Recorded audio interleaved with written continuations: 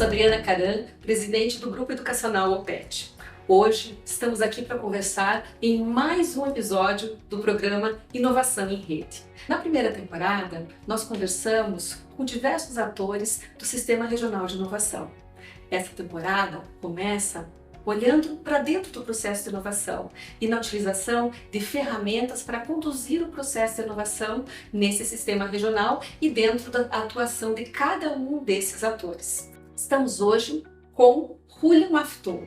O Julian é jornalista e comunicador pela UQPR, mestre em Tecnologia e Sociedade pela UTFPR, professor e palestrante em Inovação e Sustentabilidade.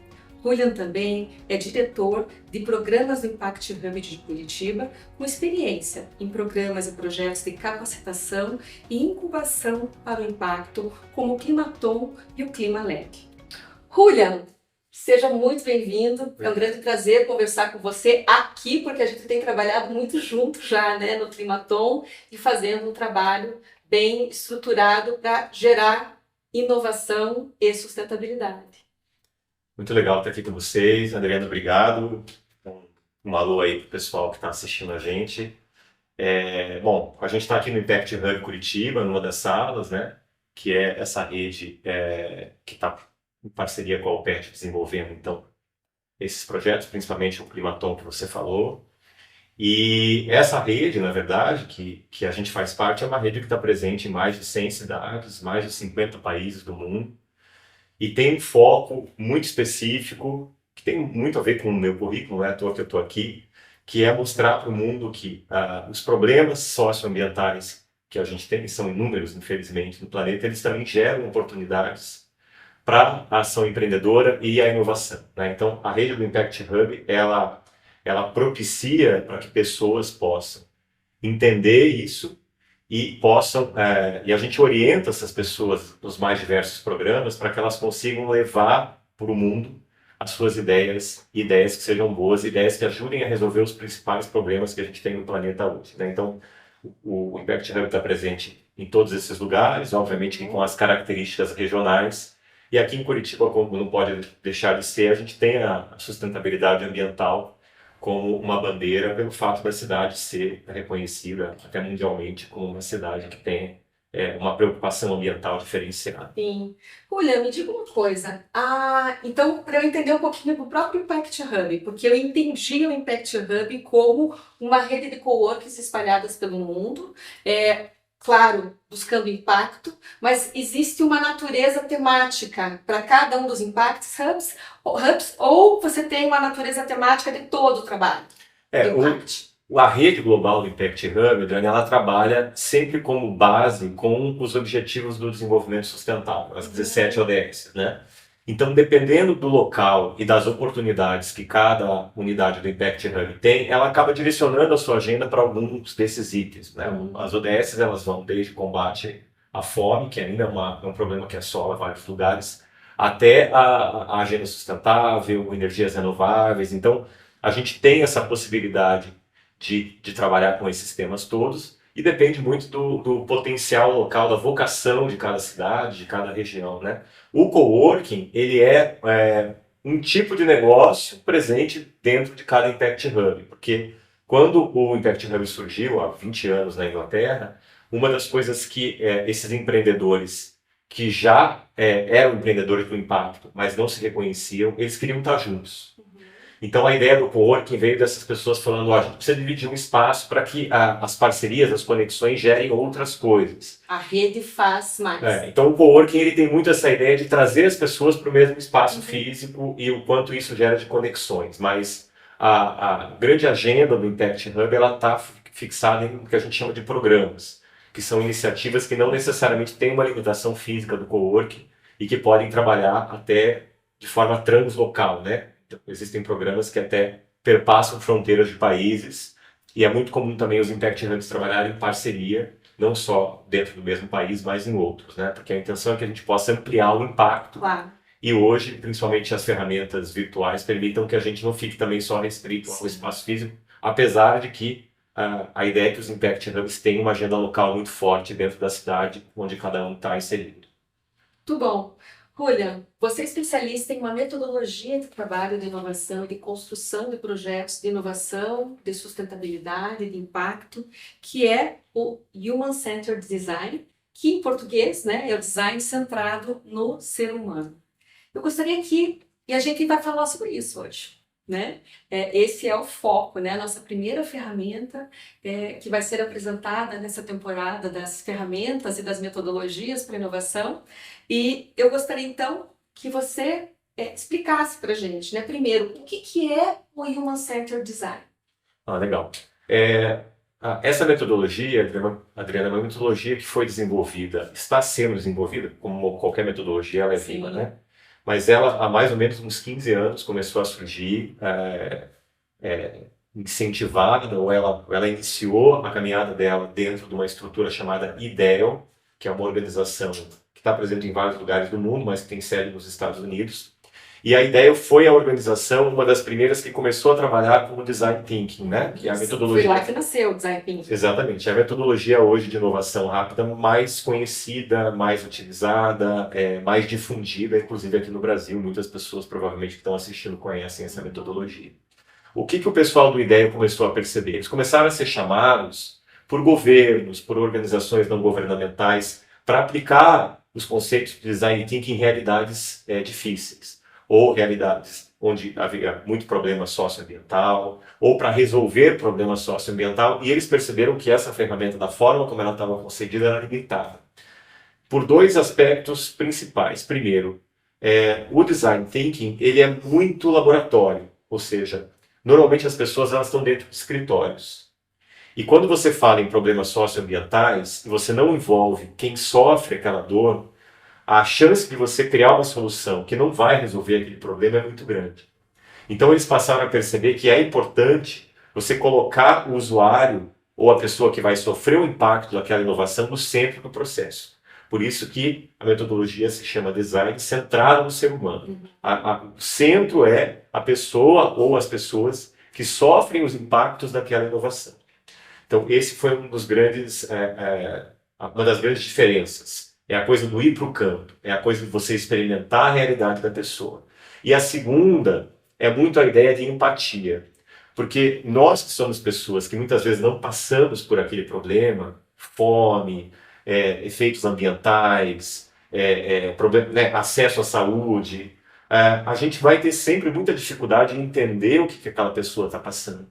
Então, como que você, uma pessoa que não viveu aquilo, coloca para dentro aqueles conceitos para você poder criar a solução? Então, a ideia da empatia é muito forte. Você não vai conseguir saber o que aquela pessoa passou, mas você vai criar um vínculo com ela, ou com esse grupo, de alguma forma, que você passa a entender o que ela está querendo dizer. Então, essas são as duas grandes diferenças, mas que dentro de um conceito de inovação, elas fazem o processo virado do avesso, né? Então, hoje, a metodologia do design centrado no humano, ela é muito mais usada quando você tem problemas socioambientais para serem desenvolvidos, né? Mas, de certa forma, ela acabou contaminando positivamente o design thinking e as outras metodologias de inovação rápida, porque se percebeu que hoje não dá para fazer nada mais trazendo o planeta e o ser humano para o processo. Né? Sem dúvida. O design thinking até tem uma etapa em que as pessoas são consultadas e participam do processo do design, mas me parece que no Human Centered Design isso é muito mais profundo e, portanto, mais poderoso. Ele parte disso e ele tem isso o tempo inteiro, né? Então, um exemplo básico é que, normalmente, quando a gente vai fazer qualquer pesquisa para inovação, é comum você criar um fórum, você chamar as pessoas numa sala, por exemplo. Vamos criar uma inovação para um determinado grupo. O mais comum era o quê? Chama representantes desse grupo e traz eles para um ambiente como esse, por exemplo. Desloca do contexto. Essas pessoas estão deslocadas do contexto. Então, a tendência do ser humano é que ele se comporte respondendo ao que é a expectativa do outro. E quando você está falando em problemas complexos, isso às vezes desvirtua totalmente o processo de criação e de desenvolvimento da solução. Então, quando você faz o contrário, quer dizer, você se desloca para o ambiente e você percebe aquele ambiente e você tenta entender o que a pessoa não só está projetando, mas o que ela sente naquele momento, isso muda totalmente a perspectiva, né? Então, é uma coisa que, para quem passa pelo processo tradicional, a gente vê os depoimentos, ele é muito forte isso, né? Porque é comum pessoas que trabalham com design thinking, que vão começar a trabalhar com essa metodologia, falarem, mudou toda a minha perspectiva do processo. E é por isso que eu falei, muitas vezes essas pessoas, elas acabam agregando isso a todo o processo de criação que elas estão fazendo, independente se ele é mais laboratório ou se ele é mais um processo mais externo, né? Porque quando você entende mesmo, sintoniza com as dores do usuário final, e que na grande maioria dos casos o usuário final não é você, a tua inovação, a tua solução empreendedora, ela tem uma chance de sucesso e de impacto muito maior. E esse fato, né, daquele que está trabalhando na inovação, na construção da inovação, ir até o campo, né, até o contexto, possibilita, é meio que uma abordagem até etnográfica, né? Você vai lá e você faz uma imersão naquele contexto e consegue enxergar coisas que muitas vezes o próprio usuário não consegue enxergar também, né?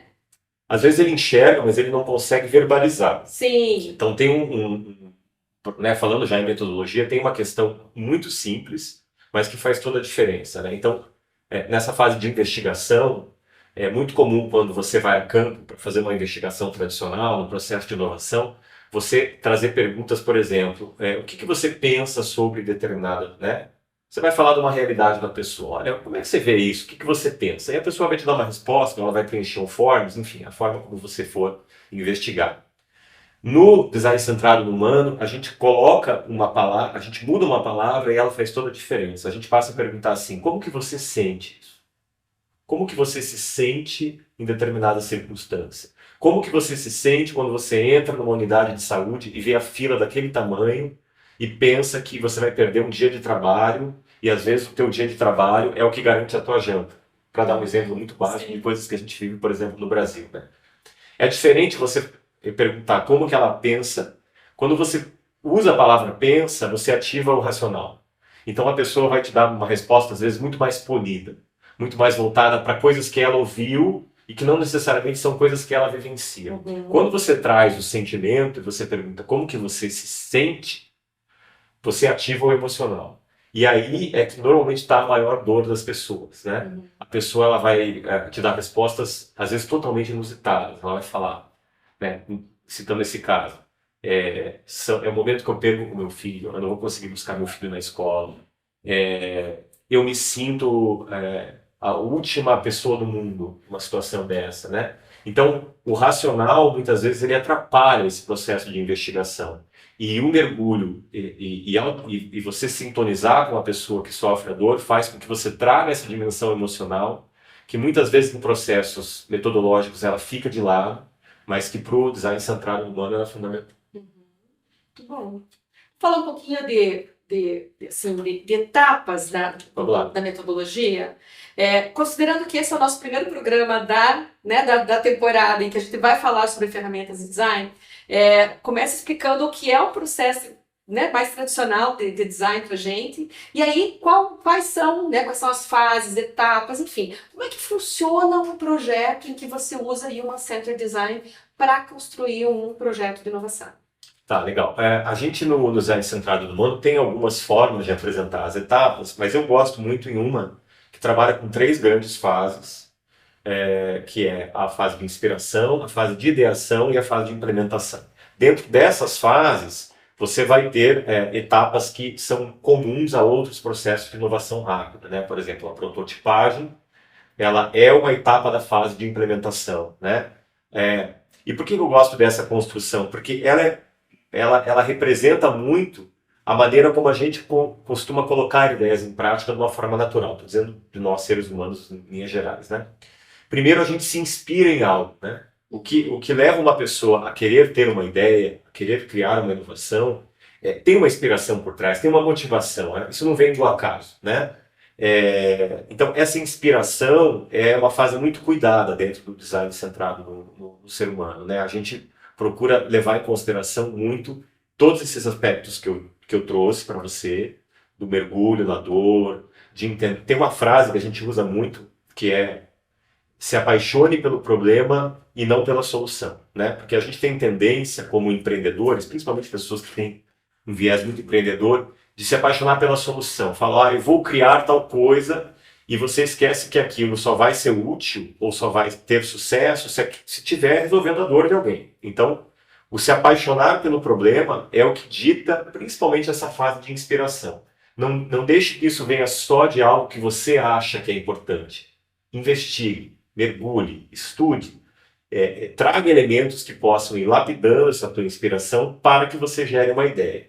Quando a gente fala da ideia, que é a segunda fase da ideação, é quando você já começa a dar formas para isso. Você já faz escolhas, você já entende o contexto, né? E como qualquer processo de inovação rápida, aqui é muito incentivado as ideias piradas, né?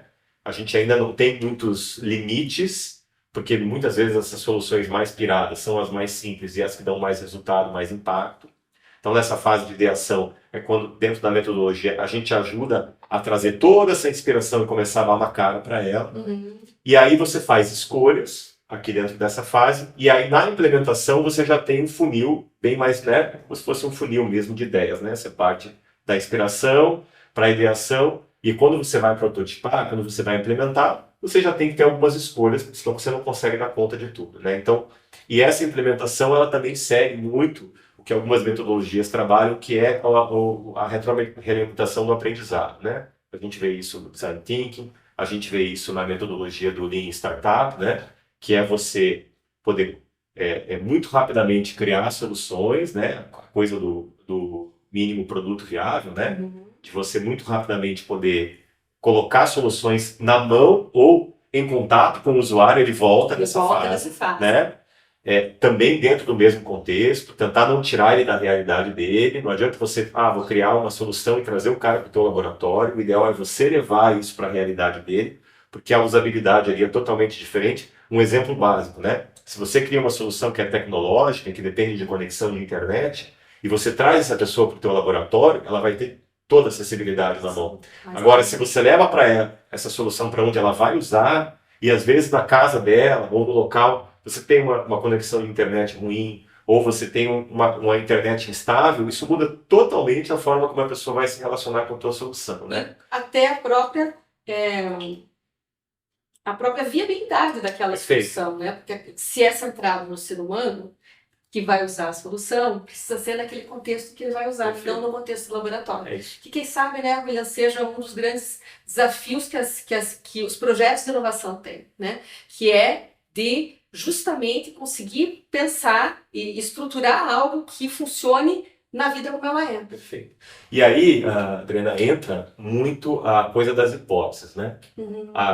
Quer dizer, são as ideias pré-concebidas que a gente tem, mas que elas são baseadas na nossa cultura, na nossa história. Então, eu já ouvi pessoas, né, em oficinas de facilitação, dizerem coisas que, num primeiro momento, para você parecem absurdas, mas quando você aí inverte, quando você entende da onde vem aquela pessoa que vai fazer o processo de inovação, ela dizer assim, nossa, mas a internet não funciona lá.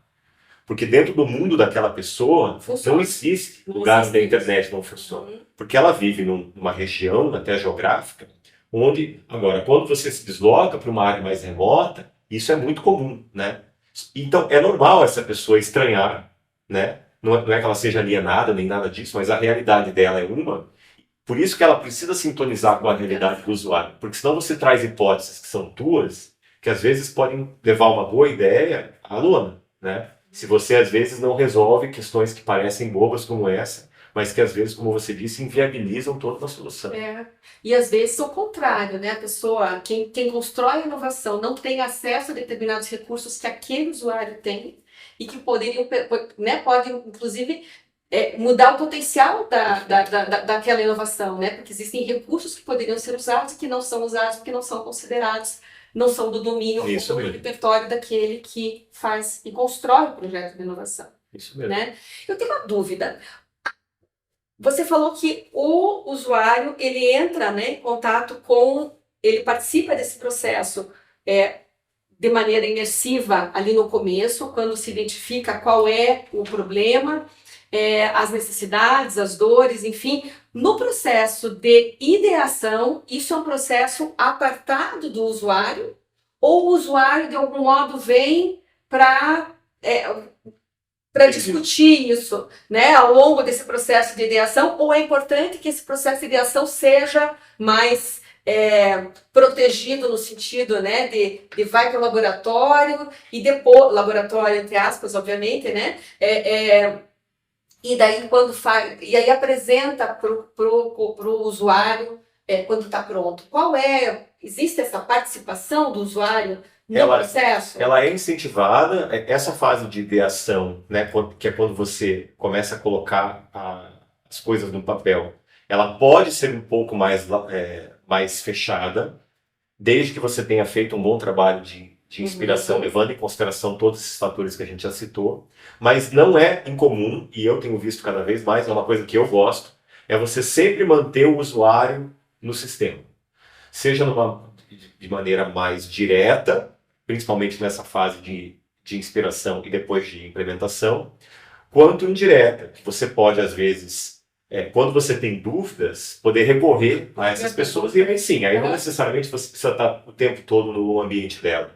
Às vezes você eleger alguns representantes, que a gente chama de personas, né? Inclusive hoje é muito comum falar isso em relação a redes sociais, né? Você pode identificar dentro desses grupos personas que representam muito bem pessoas que têm a dor que você está tentando resolver. E aí você manter contato com representantes e em determinados momentos você poder checar alguma informação, você poder trazê-la para dentro do teu laboratório, sim, porque isso tem valor. Mas desde que essa base conceitual das ideias, ela tenha sido bem feita, mas também não é incomum as pessoas voltarem a ter contato dentro desse processo com o usuário na fase de implementação, quando você vai colocar a solução em prol e nas mãos das pessoas, né? E eu tenho certeza que é um processo orgânico também, né? E, portanto, pode ser que lá na frente, quando se for fazer um processo de desenvolvimento, né, ou de implementação, você identifique que, quem sabe, a dor lá na primeira etapa não tenha sido bem trabalhada ou bem identificada, e o próprio processo vai ajudando a afinar também a definição de qual é a dor, porque você apresenta uma solução e a solução não funciona, né? Tá, então não funciona por quê? Não funciona porque eu identifiquei a dor, que não era exatamente, né, aquela que poderia ajudar. Então é um processo orgânico, né? Não é aquela coisa de etapa 1, 2, 3. Não existe. Quer dizer, existe uma faseação, né, um faseamento. Desculpa, a faseação não existe, gente. É faseamento. Então, assim, um faseamento, mas existe uma troca constante. Sim. Enfim, a gente está aqui dentro do guarda-chuva da UPET, um grupo educacional com bastante tempo de história, e vocês sabem que a educação talvez seja um dos assuntos mais complexos, porque tem muitas hipóteses prontas, mas cada vez mais a educação ela tem percebido que ela precisa se colocar em favor das pessoas, né? Então as pessoas, quando vão procurar a educação, elas têm motivações totalmente diferentes, né? E hoje cada vez mais, né? Quando a gente fala dos jovens, né? Hoje é muito comum se falar, os jovens estão perdendo interesse pelas escolas, pela atividade profissionalizante e tal. E a gente vai criando hipóteses, em vez de trazer esse jovem para dentro do processo e tentar desenhar um processo educativo que leve em consideração os fatores de motivação deles, e não achar, não, eu tenho que desenhar um negócio, ele não se motiva porque ele é vagal, ou ele não quer nada com nada, ele já tem a vida ganha. Então, eu percebo que nos processos educacionais é onde a gente tem os maiores problemas por trazer muitas hipóteses pré-concebidas e não considerar que esse público precisa ter voz.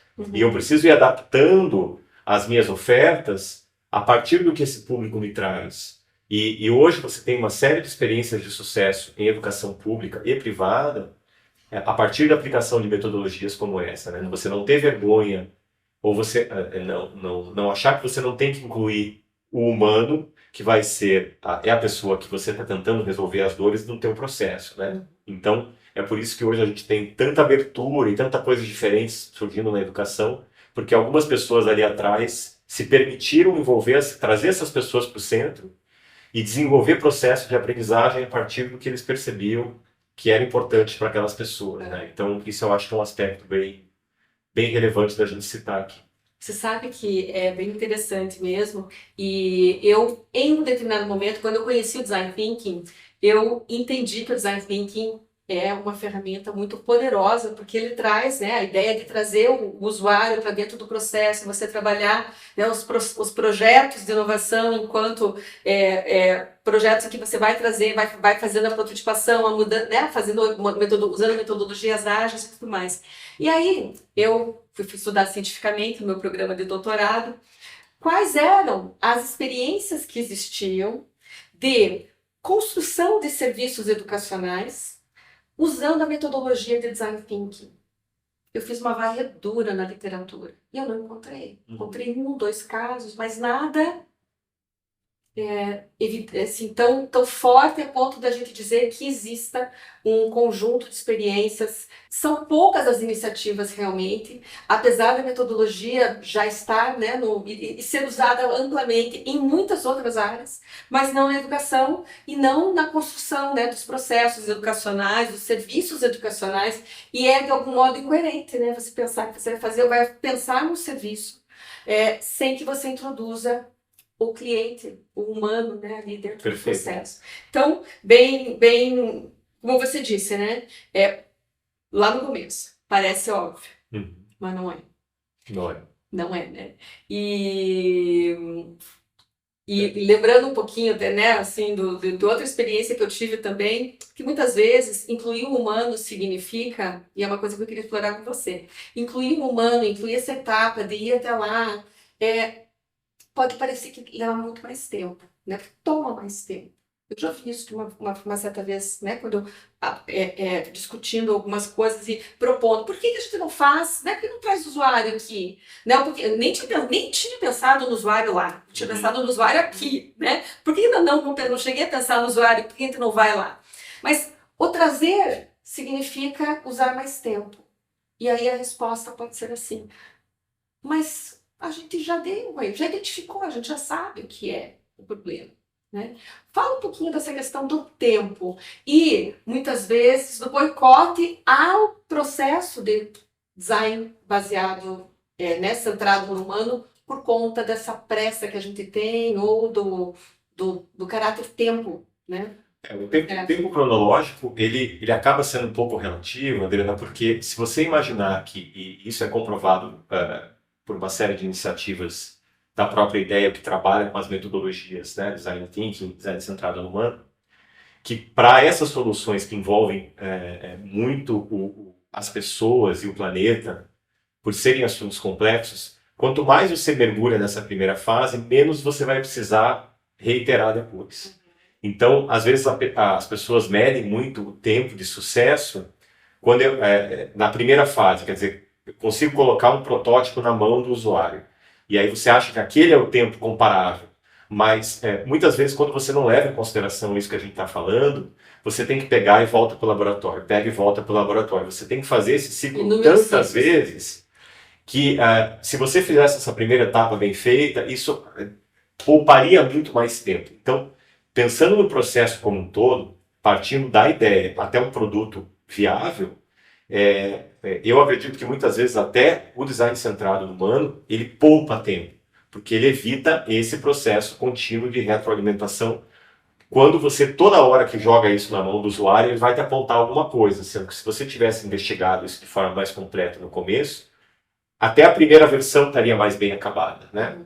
Exige mais esforço, isso eu concordo com você, porque é muito mais fácil você se fechar numa sala com várias pessoas que pensam igual, ou você trazer pessoas que você acha que pensam diferente, mas que no fim, se você vai investigar, tem a mesma base, a mesma estrutura. Ou você trazer uma pessoa para dentro da tua sala, que é mais rápido do que você ir até o ambiente dela, isso exige mais esforço. Criar empatia dá trabalho. Aí é esforço intelectual e energético mesmo, né? Emocional. Emocional, sim, é comum as pessoas, quando mergulham em determinadas realidades, voltarem muito mexidas para o laboratório, porque elas vão ser impactadas por algo que elas não estão acostumadas a ver: pobreza, fome, descaso, quando a gente fala em serviço público, por exemplo, né? Ou mesmo em exemplos voltados para a educação. Então, a ideia, e quem desenvolve a metodologia, é muito chamada, às vezes, por governos, por grandes organizações que têm problemas sociais e ambientais complexos para resolver. Então, quando você pega uma pessoa que não está ambientada com essa realidade e coloca ela lá dentro, é muito comum isso gerar um choque forte. Então, o esforço emocional e o esforço energético é maior. O tempo cronológico, eu acho que é bem relativo e os estudos apontam que muitas vezes é o contrário. Uhum. Você fazendo bem essa fase de investigação, você vai reiterar, né? Você vai fazer esse processo menos vezes e com isso a tua solução vai estar pronta mais rápido, né? Do que às vezes quando você faz isso só dentro do laboratório. Desde que você esteja apaixonado pelo problema e não pela Perfeito. solução. Né? Sim. Que eu acho que, me parece, o que você fala aqui é um elemento fundamental. Né? Você ter clareza de que o foco é oferecer uma solução para um problema. E não oferecer a solução, Uhum. né? Ou qualquer que seja, né? Mas que a gente realmente consiga apoiar e ajudar o usuário na solução daquela situação que precisa ser. Exato. Porque muitas vezes a pessoa que sofre isso, ela não sabe que ela tem uma dor, né? Porque aquilo faz tanto parte, né? Se você, por exemplo, for até uma fila do posto de saúde, que a gente estava citando o exemplo, ou se você for até uma escola que tenha uma estrutura física, uma situação precária, a pessoa que sempre teve naquela realidade, se você for pelo racional, talvez ela não te diga que ela acha que aquilo é ruim. Claro, porque para ela é o parâmetro dela. Aquilo é aquilo, né? Assim, ela nasceu daquele jeito, para ela, serviço público ou a escola é assim. Quando você começa a explorar pelo sentimento, você começa a extrair. Como é que é para você pisar num chão de barro dentro de uma escola?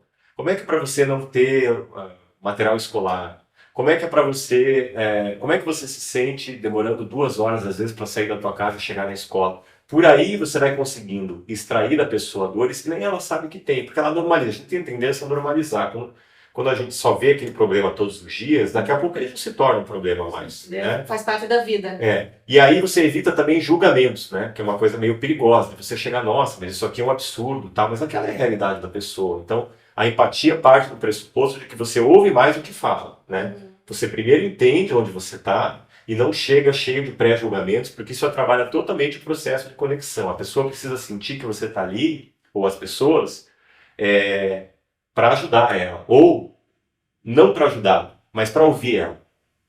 Porque quando você já chega falando, eu sou melhor do que você, eu tenho a solução, você tem um problema, é normal que a pessoa se feche.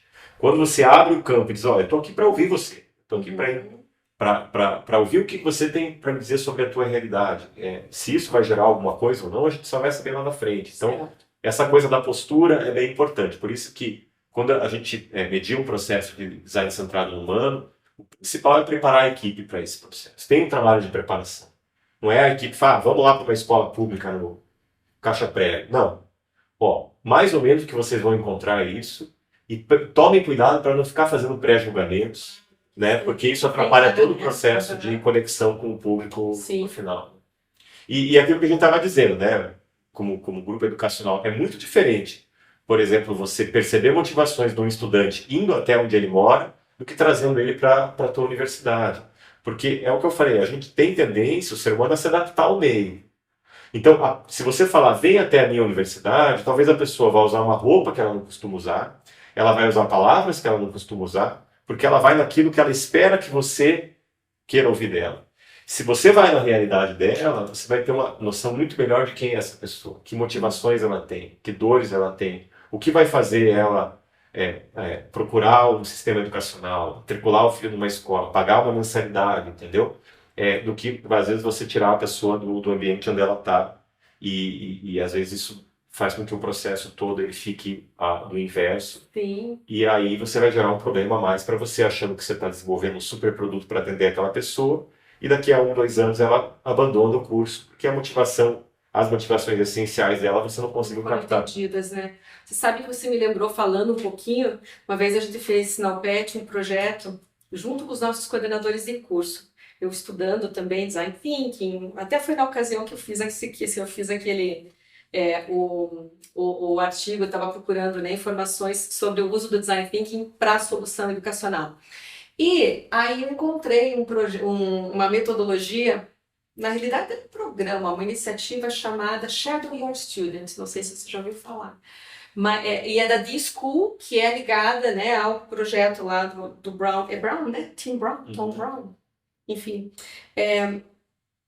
E então é da D-School, que é ligada ao Design Thinking, e aí a ideia era você fazer a sombra do estudante. Então, cada um de nós escolheu um estudante de acordo com a aprendizagem que a gente precisava ter de alguma coisa. E eu escolhi trabalhar com um estudante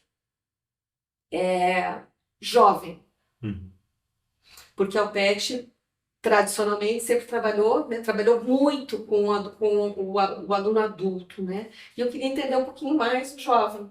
E aí eu me encontrei, né, me pareei lá, pedi permissão, obviamente, Claro. né, para ser a sombra daquele aluno durante um tempo. O tempo curto foi um dia de atividade escolar, ali, de educacional do ensino superior, mas aquilo para mim foi fantástico, né? Que é a gente se deslocar e parar de pensar dos conceitos que a gente tem, de você ver como é que é uma sala. É claro que né, a vantagem é que o pessoal não me conhecia, então acharam que eu era a mãe do menino, a mãe dele tinha ido assistir a aula com ele. Mas enfim, foi muito bom, né, poder enxergar no ambiente do aluno como que é a vida e os problemas, as situações, os desejos e necessidades. E para a equipe foi fantástico também. Eles ficaram muito empolgados de terem entendido e percebido algumas coisas que não percebiam, né? Inclusive essa coisa o aluno vem, o aluno vem com problema, ele passou por um dia, né, de trabalho, como é que é chegar na faculdade também passando por um dia de trabalho, um dia difícil às vezes, né? Então, uma série de questões que a gente precisaria estar também pensando para o aluno, e que se a gente não tivesse feito esse pequeno exercício, foi um dia de acompanhar o aluno, né? Em tudo que ele fazia. Vai na cantina, fica na fila da cantina, né? Vai na biblioteca, senta na biblioteca, pega o livro, interage, né? Claro, um pouco artificial também, porque a gente sempre muda o contexto, Sim. né? Mas, enfim, é muito poderoso trazer essa experiência, né? E quando você vai para a gente interferiu ali de algum modo, né? Mas quando você vai para o espaço e observa, é bem interessante também. Agora, eu tenho uma dúvida. Uma dúvida não, na realidade é uma consideração. A gente está falando sempre de olhar o que é bom para o usuário, né? Assim, então vou buscar a melhor solução para a pessoa, né? Para o ser humano. Mas eu também preciso pensar que muitas vezes essa solução está sendo feita por uma empresa. Essa solução pode ser uma solução tecnológica, né? E muitas vezes a melhor solução ali pode ser excelente para o usuário, mas ela pode não ser viável financeiramente, por exemplo, para uma empresa, né? Ou ela pode não ser viável tecnologicamente, porque o próprio usuário, quem sabe, não possa acessar, ou a empresa não consiga acessar aquela tecnologia para construir. Tem alguns critérios aí também, né? Olhando não só o lado do humano, do usuário, mas também o lado da possibilidade, da viabilidade daquele projeto realmente ficar em pé, porque ele é sustentável do ponto de vista de quem oferece aquela solução. O modelo de negócio é algo que ele acaba sendo discutido dentro da fase de implementação. Enfim, quando você, por exemplo, tem um governo interessado nisso, é claro que a fonte de recurso é uma. Agora, quando essa atividade é empresarial, que é o que você está citando, por exemplo, uma empresa querendo criar uma solução para determinado público, é um conceito que ficou muito famoso há uns anos atrás, quando começou a se falar em base da pirâmide, quando o Mohamed Yunus ganhou o prêmio Nobel, né? Quando as pessoas começaram a falar, olha, as pessoas da base da pirâmide têm um potencial econômico aqui muito forte, né? Hoje a gente vê no Brasil aqui as iniciativas voltadas para as comunidades, para as favelas, porque durante muito tempo se teve a ideia de que essas pessoas, para atingir essas pessoas tem que ser tudo de graça, né? Ainda existe essa cultura assistencialista, sim, mas tem muito outro lado, né? O potencial econômico desses públicos, ele se multiplica a cada ano. Claro, porque o volume de pessoas que fazem parte dessa... Né, e aí tá a hipótese ao contrário, né? Que é o que eu falo que é mais comum. Às vezes é mais comum, por exemplo, se você for desenvolver um processo de design centrado no humano, imaginando um público de favela, um público de comunidades carentes, você imaginar, não, mas aqui eu parto da premissa de que eles não podem pagar. Uhum. E aí eu já começo a pensar em algo que tem que ser gratuito. Isso é uma hipótese falsa, né? Quem disse que eles não podem pagar? Uhum. Talvez eles não possam pagar valores absurdos, mas às vezes eles podem, às vezes eles estão dispostos a isso. Então, é muito interessante quando você vê, por exemplo, pesquisas relacionadas à aplicação do recurso de programas de transferência de renda, como o Bolsa Família, Auxílio Emergencial, seja lá o nome que isso tem, né? Recentemente até saiu uma pesquisa bem profunda sobre isso, de quantas pessoas investiram em educação com esse recurso. Uhum. Porque durante um tempo tinha-se uma ideia de que aquilo era para comer, né? A pessoa ia no mercado, ia comprar comida. E quando eles foram investigar, muitas dessas pessoas conseguiam separar um recurso daquilo, pagar um curso profissionalizante para o filho, um curso técnico. E o quanto essas pessoas não conseguiram romper a linha da pobreza, porque partiram de uma premissa ou de uma hipótese que não era assim, dar comida. Porque no começo, quando se falava em transferir renda, se falava de cesta básica. Uhum. E quando você começou a transferir dinheiro vivo, a pessoa passou a ter mais autonomia. E ela começou a fazer coisas que lá atrás não se imaginava que ela ia fazer. Então, essas hipóteses pré-concebidas do contrário também são perigosas. Porque a pessoa é pobre, ela não pode pagar. Então, se eu não desenvolver uma solução que é gratuita, isso não vai vingar. Não, vai lá. Vai conversar com essa pessoa. Pergunte para ela. Às vezes ela está disposta a pagar R$10, R$15, mas já é melhor do que de graça. Então, às vezes, você se desnudar dessas hipóteses de quem não vive essa realidade faz com que você tenha essa noção de que, por exemplo, para serviços voltados para comunidades e para pessoas com uma situação econômica menos favorecida, essas pessoas partem da premissa de que tem que ser de graça. Então, esse tipo de hipótese é o que às vezes faz com que muitas ideias boas se tornem inviáveis, porque aí você cria um produto ou serviço e fala, não, mas eu vou ter que cobrar, porque eu não consigo viabilizar isso gratuito, e aí você engaveta aquilo sem ter que perguntar para a pessoa se ela está disposta a pagar por aquilo. Seria valor suficiente para ela. E muitas vezes ela está, né? Muitas vezes ela está. Julian, a gente fala bastante do Human-Centered Design, né, do design centrado no humano, mas eu tenho ouvido falar também de um design centrado no humano e também no planeta. Conta um pouquinho para a gente o que é esse planeta que vem, né, dentro desse contexto do design centrado no humano. Essa é uma atualização metodológica, se é que a gente pode dizer isso, ainda não foi incorporado no nome, mas é uma discussão para quem trabalha com a metodologia que já acontece há um tempo, e algumas pessoas já usam isso, né? Alguns facilitadores da metodologia, o design centrado no humano e no planeta, né? Você fala, mas as coisas não eram juntas, mas é importante quando você evidencia e dá nome, né? Quando a gente está falando em atender necessidades das pessoas, design centrado no humano, durante muito tempo a gente esqueceu que os recursos do planeta para atender essas necessidades são limitados. Então é mais uma camada que passa a ser considerada e que você, dentro desses processos, quando traz, torna ele muito mais rico, né? Quer dizer, é você entender as necessidades daquela pessoa, mas você também entender o contexto onde ela vive e o quanto que as soluções que você vai criar precisam cada vez levar em consideração mais a ideia da economia circular, por exemplo, que é você reduzir, reutilizar, reciclar, né? Os 3 R's que são comuns. Quando você vai desenvolver produto, né? Algo que é físico, quanto que é importante você trazer esse conceito da economia circular, ou você considerar também que todos nós fazemos parte do planeta, né? Então, que não dá para descolar as coisas. Então, essa coisa do ambiente, não em todos os casos, mas em casos que envolvem, por exemplo, desenho de soluções de produtos ou que são voltadas para uma questão ambiental, você também não ficar restrito só ao que a pessoa te fala, mas também há uma visão mais holística do ambiente. Porque se você for, por exemplo, desenvolver uma solução para um grupo de agricultores numa determinada localidade, talvez eles vão te dar um parecer muito do que eles produzem e pouco do ambiente onde eles vivem, como que eles interagem com a natureza, como que eles podem, às vezes, olhar para essa natureza como um ativo e não como um empecilho, né? Isso é uma relação cultural muito delicada ainda para nós. Então, cada vez mais essa camada, né, esse filtro do planeta tem sido utilizado na hora de implantar a metodologia, dependendo do problema que você está querendo ajudar a solucionar. uma metodologia, né, que foi criada para... ela nasceu do problema para solucionar problemas socioambientais, foi isso? Isso, é uma adaptação para isso, Certo. mas durante muito tempo a gente também tinha hipóteses relacionadas ao ambiente que hoje se tornam falhas, né? Quer dizer, você pensar em produtos, por exemplo, ou no desenvolvimento de produtos que usem recursos naturais e não considerar o peso disso no processo, durante muito tempo isso não era uma preocupação.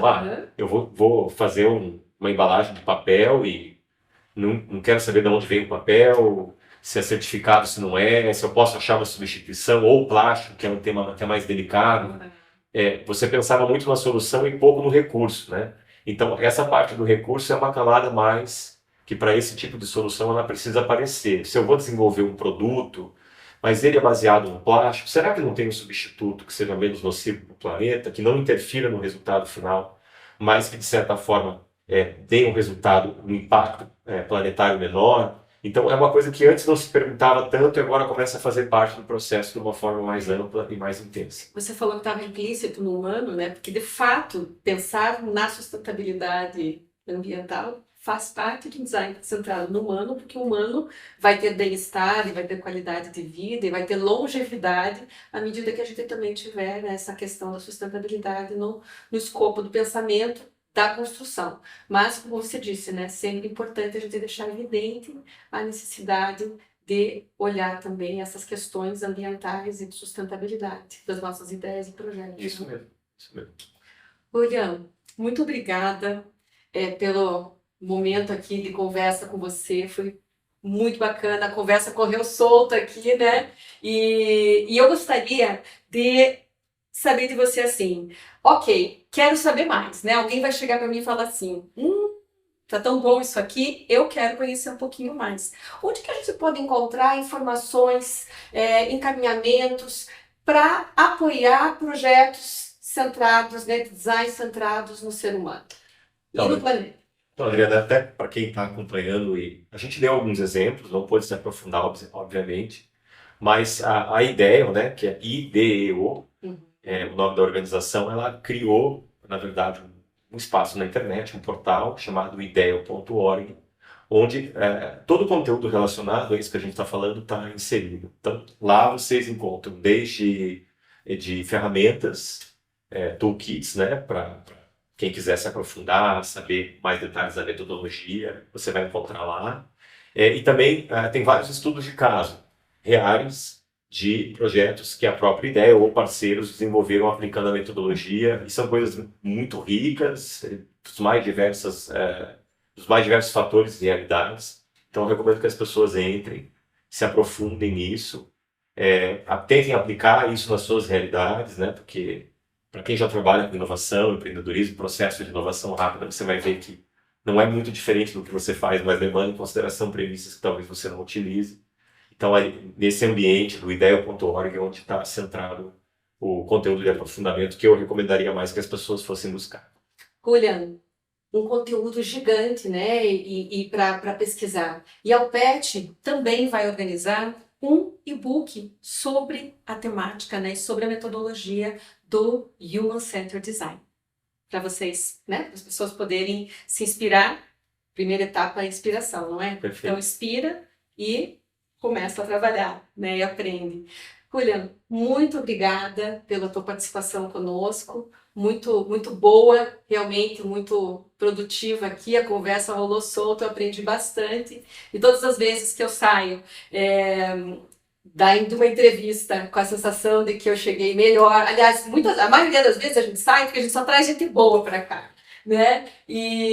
Mas eu saio com a sensação, né, com o entendimento de que conheço melhor sobre Human Centered Design e mais do que isso, né, conheço mais sobre como trabalhar e conduzir pessoas no processo de construção de boas soluções para elas e para o planeta.